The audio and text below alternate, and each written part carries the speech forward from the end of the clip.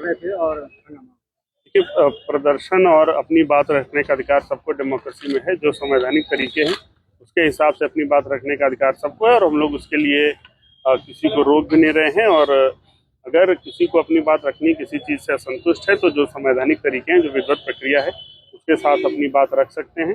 लेकिन किसी भी प्रकार के सरकारी संपत्ति को नुकसान अगर कोई पहुंचाएगा, अगर गलत तरीके से कोई भी प्रदर्शन करेगा जो अलाउड नहीं है, तो निश्चित रूप से वैधानिक कार्रवाई इसके ऊपर की जाएगी। सर, कितने छात्रों को डिटेन वगैरह भी किया गया है? अभी देखिए, अभी तो पुलिस अपना काम कर रही है, अभी हम ये बताने की स्थिति में नहीं है।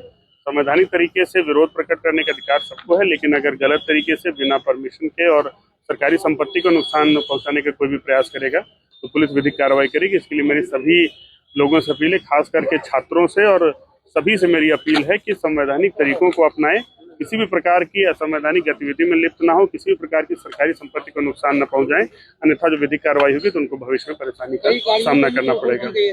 जो भी किया गया है, हम लोग के पास वीडियोग्राफी की गई है, हम लोग के पास ड्रोन फुटेज भी है, बहुत सारे लोगों के द्वारा भी फोटोग्राफ्स और वीडियोग्राफ लिए गए हैं, उसमें जिसके द्वारा भी इस तरह की एक्टिविटी की गई है जो लीगली अलाउड नहीं है, उनको चिन्हित करके उनके ऊपर कार्रवाई की जाएगी। इसलिए मैं कह रहा हूँ बार बार कि सभी बच्चे, स्टूडेंट्स जो हैं, अपनी बात तरीके से रखें और कोई भी इस प्रकार की लीगल एक्टिविटी में इन्वॉल्व होंगे तो फिर बाद में उनको परेशानी होगी अगर विधिक कार्रवाई में उनका नाम आएगा।